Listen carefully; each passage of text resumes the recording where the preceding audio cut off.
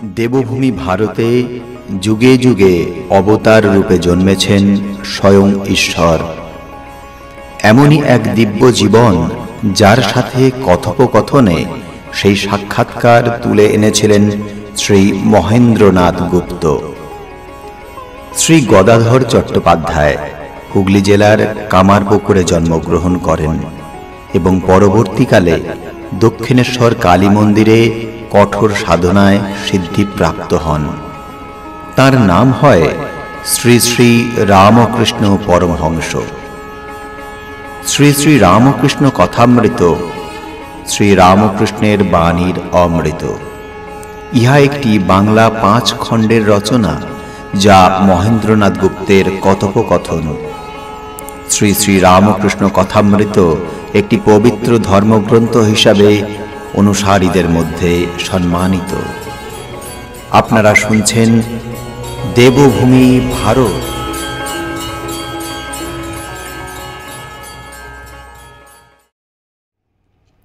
অষ্টম পরিচ্ছেদ।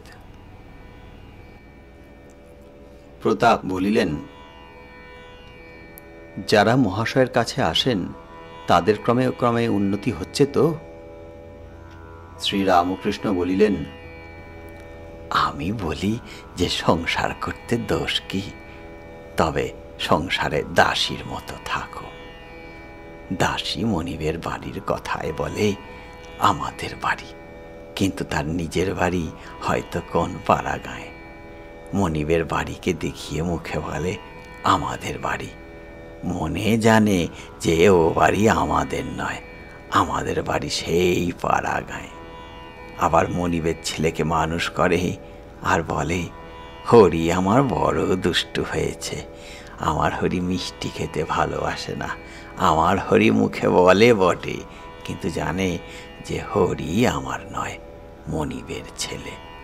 তাই যারা আসে আমি তাদের বলি সংসার করো না কেন, তাতে দোষ নাই, তবে ঈশ্বরতে মন রেখে করো, যেন যে বাড়ির ঘর পরিবার আমার নয়, এসব ঈশ্বরের, আমার ঘর ঈশ্বরের কাছে।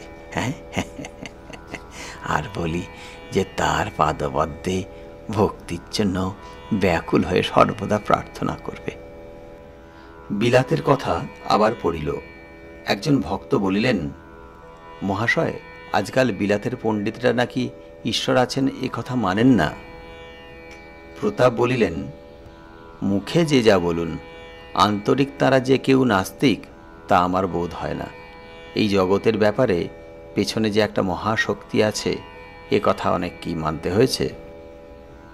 শ্রীরামকৃষ্ণ বলিলেন, তাহলেই হলো, শক্তি তো মানছে, নাস্তিক কেন হবে? প্রতাপ বলিলেন, তাছাড়া ইউরোপের পণ্ডিতেরা মরাল গভর্নমেন্ট অর্থাৎ সৎকার্যের পুরস্কার আর পাপের প্রায়শ্চিত্ত হয় এই জগতে, এ কথাও মানেন। অনেক কথাবার্তার পর প্রতাপ বিদায় লইতে গাত্রোত্থান করিলেন। শ্রীরামকৃষ্ণ প্রতাপকে বলিলেন, আর কি বলবো তোমায়, তবে এই বলা যে আর ঝগড়া বিবাদের ভিতর থেকো না।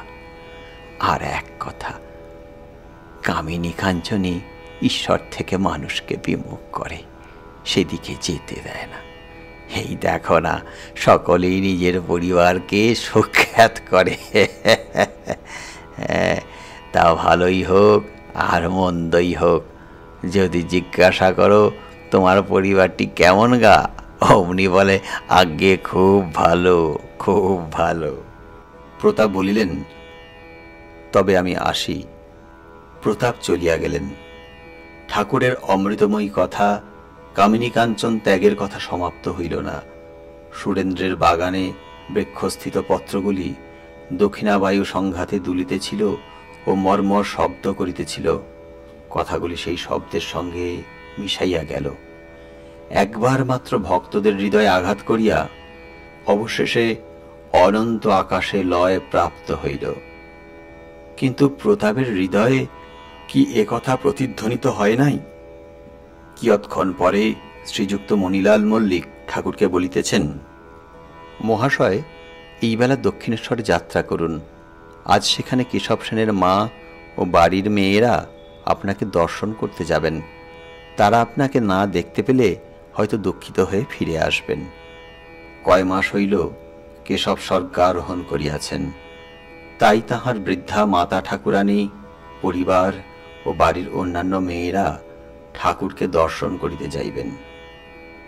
শ্রীরামকৃষ্ণ মণিমল্লিককে বলিলেন, রোষ ও বাপু, একে আমার ঘুমটুম হয় নাই, তাড়াতাড়ি করতে পারি না। তারা গেছে, তার কি করব, আর সেখানে তারা বাগানে বেড়াবে, বেশ আনন্দ হবে। কিয়ৎক্ষণ বিশ্রাম করিয়া ঠাকুর যাত্রা করিতেছেন, দক্ষিণেশ্বরে যাইবেন। যাইবার সময় সুরেন্দ্রের কল্যাণ চিন্তা করিতেছেন। সব ঘরে এক একবার যাইতেছেন আর মৃদু মৃদু নাম উচ্চারণ করিতেছেন। কিছু অসম্পূর্ণ রাখিবেন নাই, তাই দাঁড়াইয়া দাঁড়াইয়া বলিতেছেন, আমি তখন নুচি খাই নাই, একটু নুচি এনে দাও। কণিকা মাত্র লইয়া খাইতেছেন আর বলিতেছেন, এর অনেক মানে আছে, লুচি খাই নাই মনে হলে আবার আসবার ইচ্ছে হবে। মণিমল্লিক সহাস্যে বলিলেন, বেশ তো, আমরাও আসতাম। হ্যাঁ, ভক্তেরা সকলে হাসিতেছেন।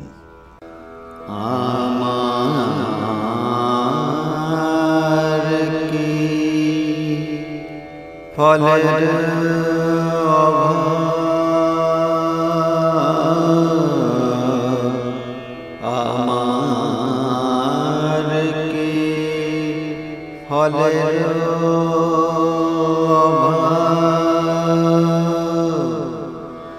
পেয়েছি যে ফল জনম সফল, আমার কি ফলের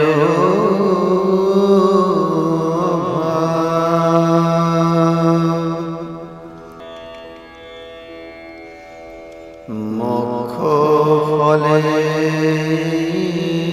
বৃক্ষ রাম হৃদয়ে,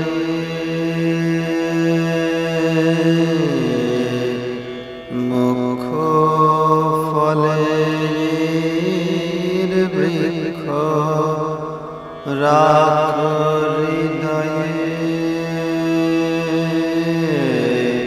আমার কি ফলের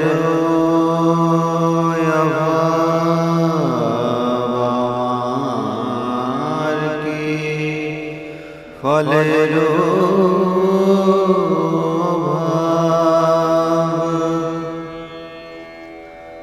শ্রীরাম কল্পতরু মূলে বসে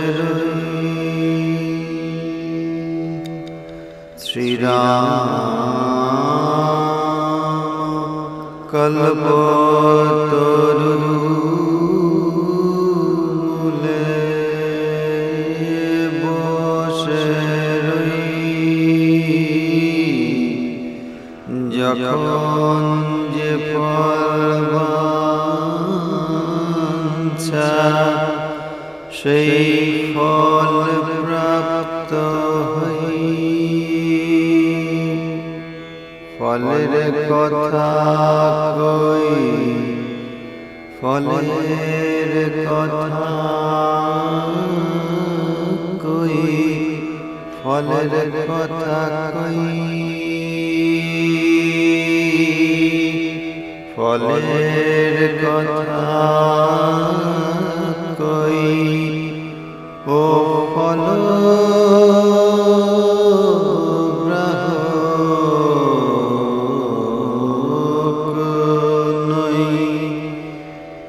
যাব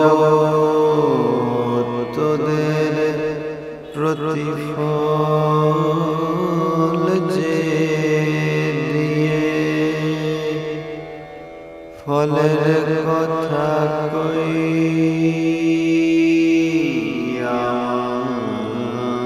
আমার কি ফলের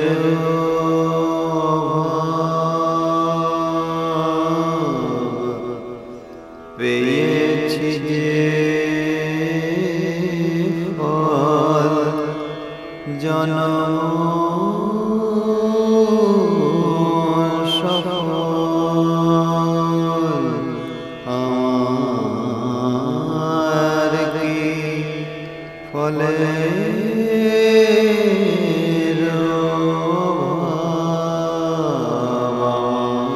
আমার কি ফলের